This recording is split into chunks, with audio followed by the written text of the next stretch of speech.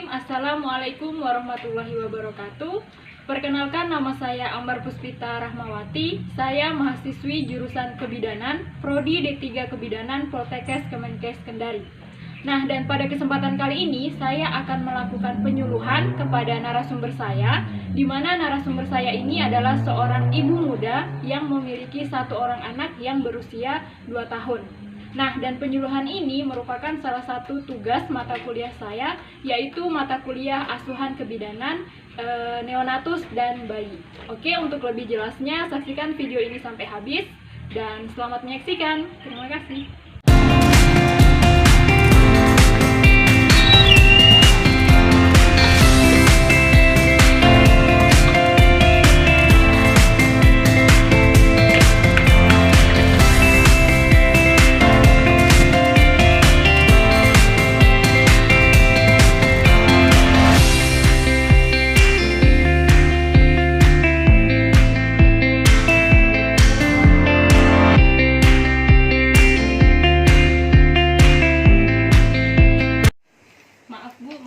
Waktunya sebentar. Jadi perkenalkan, nama saya Ambar Puspita Rahmawati dan saya mahasiswi jurusan Kebidanan dari Poltekkes Kemenkes Kendari.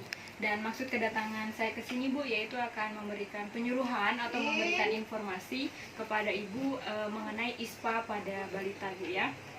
Kalau boleh tahu, Bu, bagaimana kondisinya saat ini? Alhamdulillah sehat, anak tidak sehat. Alhamdulillah. Kalau boleh tahu anaknya di mana, Bu, ya, sekarang? Ya, sementara ikut suami keluar cari pembuka. Oh. Jadi baik, langsung saja, Bu, ya. Sebelum saya membahas mengenai apa sih itu yang dimaksud dengan ISPA, terlebih dahulu saya mau bertanya sama Ibu, sebelumnya sudah pernah dengar istilah ISPA, Bu? Belum pernah sama Oh, belum sama sekali, ya. Oke, nanti di sini saya akan menjelaskan secara detail supaya Ibu bisa memahami apa sih itu yang dimaksud dengan ISPA. Nah, karena penyuluhan yang saya berikan ini ISPA pada balita, jadi terlebih dahulu saya akan menjelaskan apa sih yang dimaksud dengan balita, dan yang termasuk dalam balita itu usia berapa sampai berapa tahun. Nah, jadi yang dimaksud dengan balita itu, Bu, dia merupakan suatu masa di mana anak itu dia sudah mulai bisa berjalan, kemudian dia merupakan masa yang sangat penting karena di situ ada pembentukan dari kepandaian dan juga intelektual dari anak tersebut, di mana tumbuh kembangnya itu terjadi secara cepat atau pesat pada usia balita ini. Jadi usianya itu 1 sampai 5 tahun dia disebut sebagai balita, Ibu, ya. Usia anak Ibu 2 tahun kan, Ibu, ya? Iya. Ya, jadi termasuk dalam rentan balita, jadi harus selalu diperhatikan, ya, Ibu, ya. Oke, itu tadi penjelasan mengenai balita, Ibu, ya. Sekarang saya lanjut dengan pembahasan ISPA itu sendiri. Apa sih yang dimaksud dengan ISPA? Jadi ISPA itu merupakan singkatan dari infeksi saluran pernafasan akut. Nah, jadi yang dimaksud dengan ISPA itu dia merupakan infeksi yang dapat menyerang saluran pernafasan mulai dari hidung sampai dengan paru-paru. Nah, menurut WHO yang dimaksud dengan ISPA ini dia merupakan suatu penyakit di mana dia dapat menyebabkan infeksi pada saluran pernafasan. Nah, jadi ISPA itu dia infeksi pada saluran pernafasan, Bu, ya. Nah, jadi ketika anak kita atau balita dia mengalami ISPA itu tidak boleh disepelekan sama sekali karena dia berhubungan dengan sistem pernafasan. Jadi ketika dia menderita ISPA, otomatis di sini sistem pernafasannya terganggu dan bila dibiarkan maka akan berakibat fatal pada anak tersebut, ya, Bu. Nah, itu tadi penjelasan mengenai ISPA, pengertiannya. Sekarang saya lanjut pada pembahasan klasifikasi atau pembagian dari ISPA itu sendiri. Nah, jadi ISPA ini dia terbagi menjadi 3 bagian, Bu, ya. Nah, jadi, Bu, yang pertama itu ada pneumonia berat, kemudian yang kedua ada pneumonia sedang, dan yang terakhir itu adalah bukan pneumonia. Sebelumnya sudah pernah dengar istilah pneumonia, Bu? Oh, belum pernah, ya. Nah, jadi, Bu, pneumonia ini dia merupakan istilah medis dari paru-paru basah. Oh. Jadi kalau paru-paru basah sudah pernah sering dengar, ya, Bu, ya. Nah, jadi kata lainnya adalah pneumonia. Nah, dari ketiga jenis ini apa perbedaannya? Jadi yang pertama, pada pneumonia berat si anak itu dapat dikatakan ISPA dengan tanda-tandanya dia nanti menggigil, kemudian wajahnya dia terlihat pucat, kemudian susah untuk minum, kesadarannya juga menurun, dan juga kadang gizi buruk. Nah, Ibu, ya. Nah, jadi itu tanda-tandanya. Kemudian untuk yang pneumonia sedang, dia tanda-tandanya pernafasannya tidak terlalu dalam, tapi dia agak sedikit cepat, yaitu lebih dari 40 kali per menit. Dia untuk usia 1 sampai 5 tahun. Nah, sedangkan untuk yang bukan pneumonia ini, dia tanda-tandanya juga pernafasannya tidak terlalu dalam, kemudian frekuensi pernafasannya itu kurang dari 40 kali per menit. Itu untuk usia 1 sampai 5 tahun.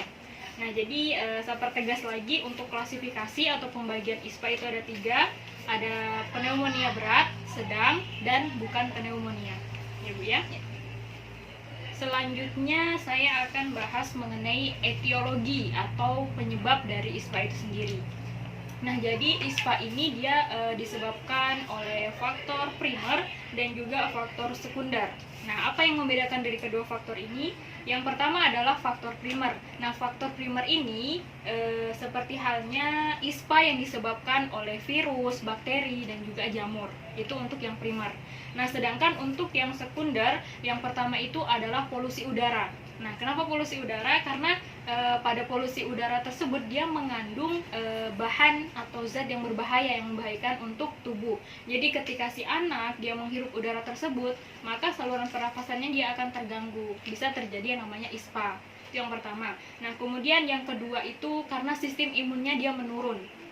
Jadi ketika anak kita sistem imunnya menurun, maka berbagai macam penyakit itu akan mudah masuk atau akan mudah menyerang si tubuh anak tersebut. Jadi kalau bisa selalu dipertahankan itu sistem kekebalan tubuh anaknya dengan memberi makanan yang bergizi, Bu ya, supaya tidak terjadi ISPA. Nah, kemudian yang selanjutnya adalah riwayat penyakit.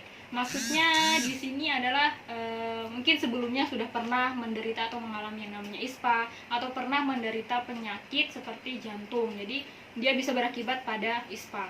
Kemudian yang terakhir itu penyebab sekundernya adalah cairan. Nah, kenapa cairan? Jadi ketika anak kita sedang main-main misalnya, Bu ya, kemudian tidak sengaja dia memegang air. Nah, dan kita tidak tahu apakah di air tersebut ada bakteri atau virus. Nah, biasanya itu pada air-air tersebut bisa terdapat bakteri atau virus yang mengandung ISPA. Nah, itu dapat berbahaya juga.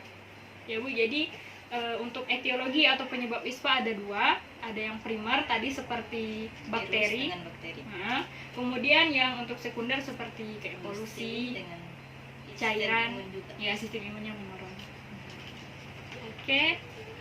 Selanjutnya, Bu, saya akan menjelaskan mengenai cara diagnosa atau cara bagaimana sih menentukan bahwa anak tersebut dia menderita ISPA. Nah, jadi di sini yang pertama adalah kita melakukan pemeriksaan pada saluran pernafasan. Nah, ini untuk cara diagnosa ini yang khusus dilakukan untuk tenaga medis, Ibu ya. Yang pertama kita akan memeriksa saluran pernafasannya.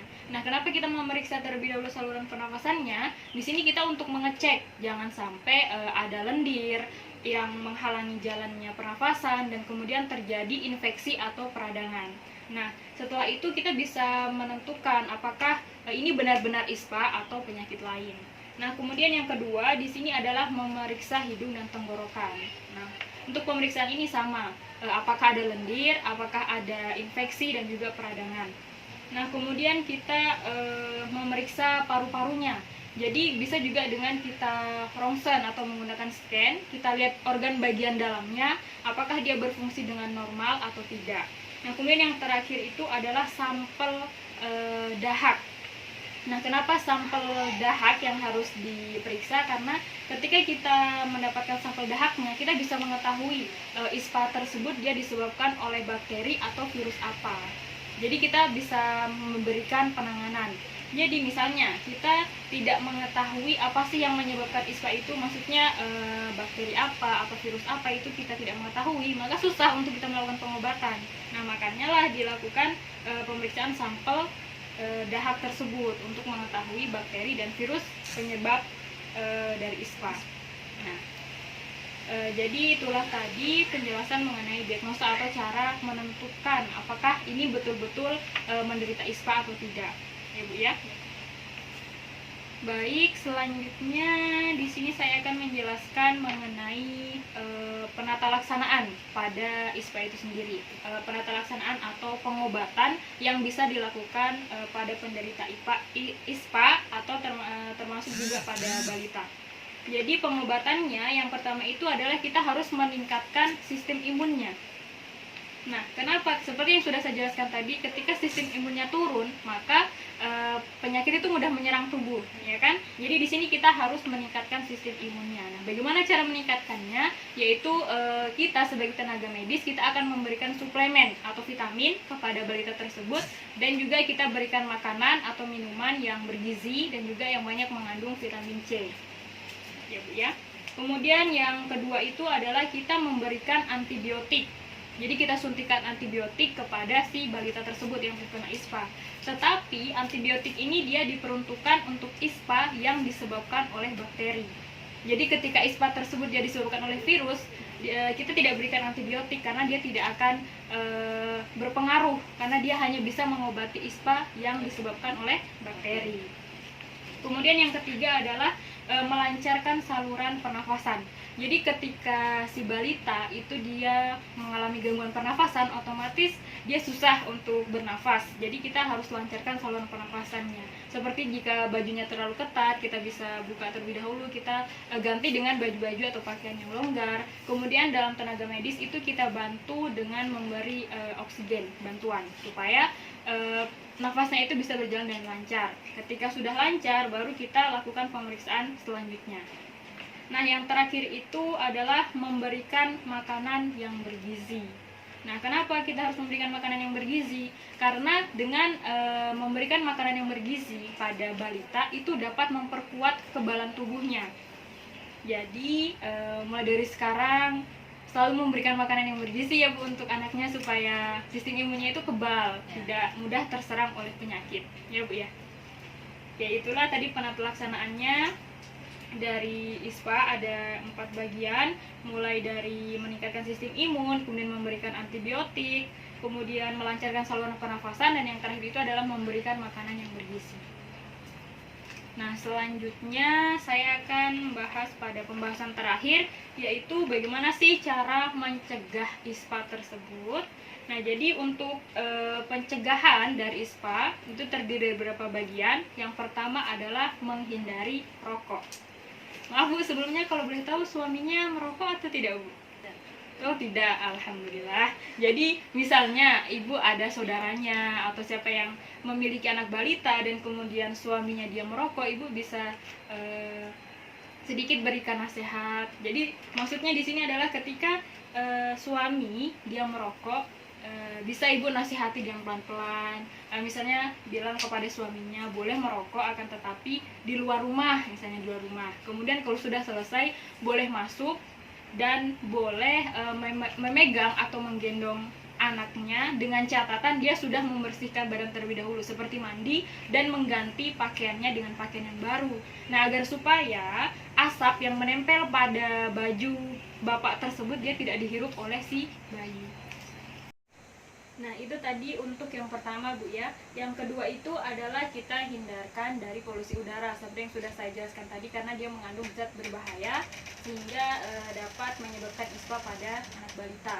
Kemudian yang ketiga adalah memberikan imunisasi. Jadi ketika disarankan oleh bidan itu pas usia berapa datang ke puskesmas untuk diberikan imunisasi, ibu harus terus datang Bu ya, agar supaya imunisasi atau vaksin-vaksin yang memang seharusnya didapatkan oleh anak ibu itu bisa terpenuhi, agar supaya sistem kekebalan tubuhnya itu juga kuat. Nah, berbeda halnya dengan anak yang tidak diberikan vaksin atau imunisasi, itu dia sistem kekebalan tubuhnya akan melemah atau rentan terkena penyakit daripada yang sering atau diberikan imunisasi, bayi yang sering diberikan imunisasi.